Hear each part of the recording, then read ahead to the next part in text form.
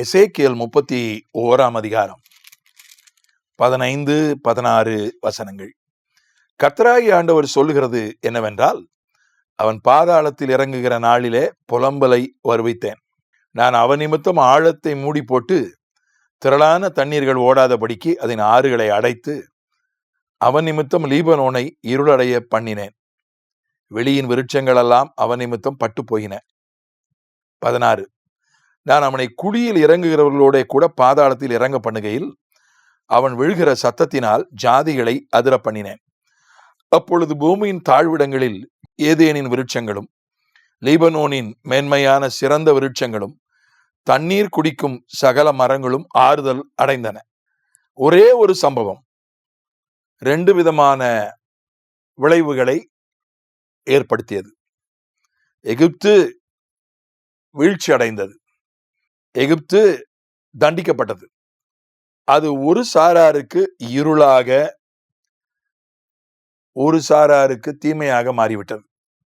இன்னொரு சாராருக்கோ எகிப்து வீழ்ச்சி அடைந்தது ஆறுதலை உண்டாக்கியது. 2 விதமான விளைவுகளை இந்த வசனங்களிலே பார்க்கிறோம். லீபனோன், எகிப்து விழுந்ததினால் லீபனோன் இருளடைந்து விட்டது என்று சொல்லப்பட்டிருக்கிறது. எகிப்து வேறு, லீபனோன் வேறு. இன்றைக்கும் 2 நாடுகளும் இருக்கின்றன. லெபனான், எகிப்து 2 நாடுகளும் இருக்கின்றன.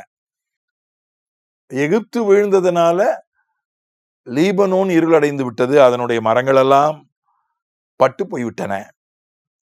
எகிப்து விழுந்ததை கண்டு அதே லீபனோன்ல இருக்கக்கூடிய சிறந்த விருட்சங்கள், 16ஆம் வசனத்தினுடைய கடைசி 3 வரிகள், லீபனோன் இருளடைந்து விட்டது, வெளியில் இருக்கிற மரங்கள் எல்லாம் பட்டு போய்விட்டது. ஏனென்றால் எகிப்து விழுந்ததனால 15ஆம் வசனத்தினுடைய 4வது வரி, நான் அவன் நிமித்தம் ஆழத்தை மூடி போட்டு திரளான தண்ணீர்கள் ஓடாதபடிக்கு அதன் ஆறுகளை அடைத்து, எகிப்திலிருந்து வரக்கூடிய ஆறுகள் அடைக்கப்பட்டதனால, எகிப்தில இருக்கக்கூடிய ஆறுகள் எல்லாம் அடைக்கப்பட்டதனால லீபனோனுக்கு தண்ணீர் வரல. லீபனோனினுடைய வெளியில் இருக்கிற மரங்கள் எல்லாம் பட்டு போய்விட்டது. அதனால லீபனோனில ஒரு விதமான இருள் வந்து விட்டது. அதே லீபனோனில மேன்மையான சிறந்த விருட்சங்களும், 16 கடைசி பகுதி, தண்ணீர் குடிக்கும் சகல மரங்களும் ஆறுதல் அடைந்தன. ஆனா அந்த ஆற்றினாலே, எகிப்திலிருந்து வரக்கூடிய ஆற்றினாலே பயன் பெறாத மரங்கள், அவைகளுக்கு வேறு விதத்திலே தண்ணீர் வருகிறது. அவைகளுக்கெல்லாம் ஒரு ஆறுதல்.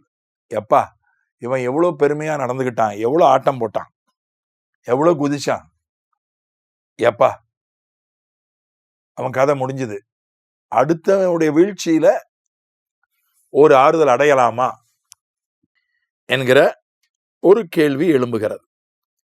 ஒரு நல்லவன் அவன் விழுந்து போய்விட்டான், நல்ல காரியங்களை செய்தவன் விழுந்து போய்விட்டான், அதுல நிச்சயமா ஆறுதல் அடையக்கூடாது.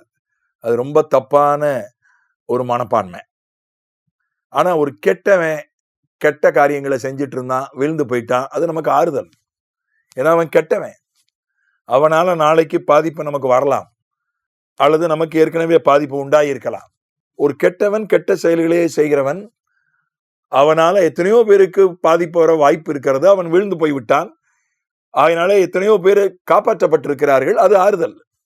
யார் விழுந்தார்கள் என்பது ஒரு கேள்வி. அப்படி என்றால் ஒரு ஆண்டவருக்கு பிரியமில்லாத ஒரு நிலைப்பாடு எடுத்த எகிப்து விழுந்த போது லீபனோனினுடைய ஒரு பகுதி மரங்கள் பாதிக்கப்பட்டனவே, லீபனோனினுடைய ஒரு பகுதியில இருள் மூடியதே என்கிற கேள்வி எழும்புகிறது. எவ்வளவு கெட்டவனுக்கும் அவனை சார்ந்து சிலர் இருக்கத்தான் செய்கிறார்கள். எவ்வளவு கெட்டவனுக்கும் அவன் நிழலிலே பிழைக்கக்கூடிய சிலர் இருக்கத்தான் செய்கிறார்கள், இல்லாமல் இல்லை. அவன் விழும்போது சிலர் பாதிக்கப்படுகிறார்கள், அது நடக்கிற ஒரு விஷயம்தான். அதனால நல்லவனோ கெட்டவனோ ஒருத்தன் வீழ்ச்சி அடையும் போது 2 விதமான விளைவுகளும் ஏற்படுகிறது, 2 விதமான பிரதிக்கிரியைகள், 2 விதமான ரியாக்ஷன்ஸும் ஏற்படுகிறது. ஒரு சிலர் ஆறுதல் அடைகிறார்கள், ஒரு சிலர் பாதிக்கப்படுகிறார்கள். அவளுக்கு இருள் வந்து அவர்களை மூடிக்கொள்கிறது. அதைத்தான் நம்ம வெளிப்படுத்தின விசேஷம் 18ஆம் அதிகாரத்திலையும் வாசிக்கிறோம்.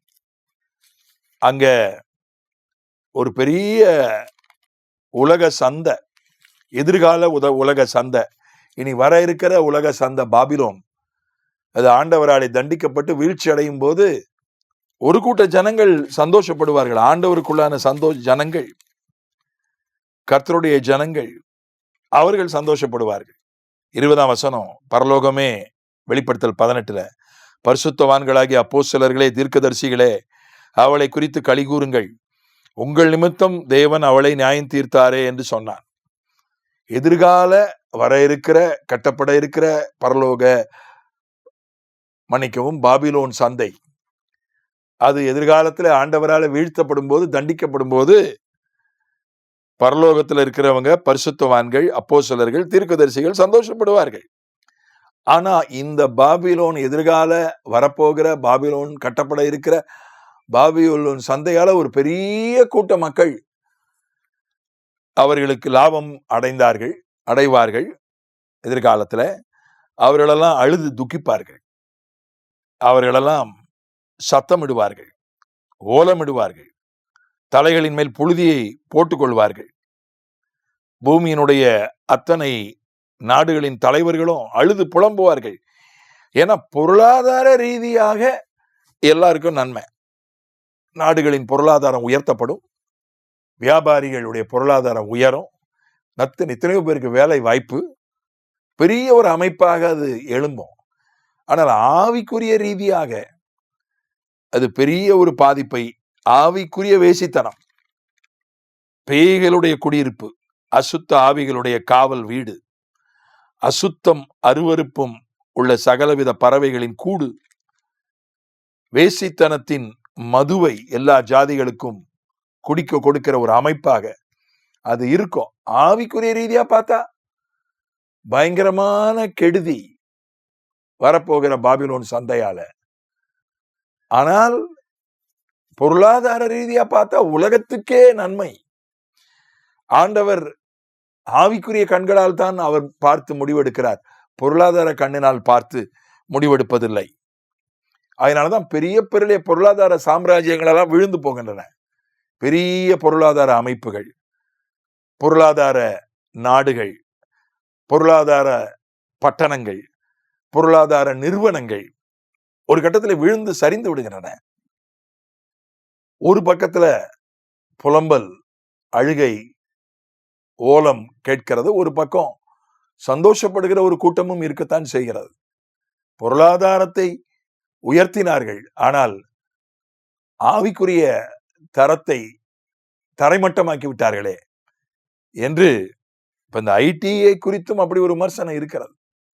ஐடி எத்தனையோ பேருடைய பொருளாதாரத்தை பலப்படுத்தி இருக்கிறது. ஐடி என்று சொல்லப்படக்கூடிய இன்ஃபர்மேஷன் டெக்னாலஜி என்று சொல்லப்படக்கூடிய துறை. ஆனா ஆவிக்குரிய தரத்தை அல்லது வேல்யூஸ் என்று சொல்கிறார்களே, விழுமியங்கள், மதிப்பீடுகள், வாழ்வின் மதிப்பீடுகளை, வாழ்வின் விழுமியங்களை, வேல்யூஸ் ஆஃப் லைஃப் என்று சொல்கிறார்களே, அதையெல்லாம் அது எத்தனையோ விதத்துல தரம் தாழ்த்தி இருக்கிறது. ஆகவே ஐடியில் இருக்கிற பிள்ளைகளுக்காக கர்த்தருக்கு ஸ்தோத்திரம். இந்த ஐடியை நீங்க நம்பி விடாதீர்கள், கர்த்தர் மேல நம்பிக்கை வைங்க. ஐடி ஒரு நாளில விழுந்து போகலாம், யாருக்கு தெரியும்? அது விழுந்தால் ஆண்டவர் இன்னொரு காரியத்தை தருவார். ஒன்று போனால் இன்னொன்றை ஆண்டவரால தர முடியும். ஆண்டவரை நம்புங்கள். ஆமென்.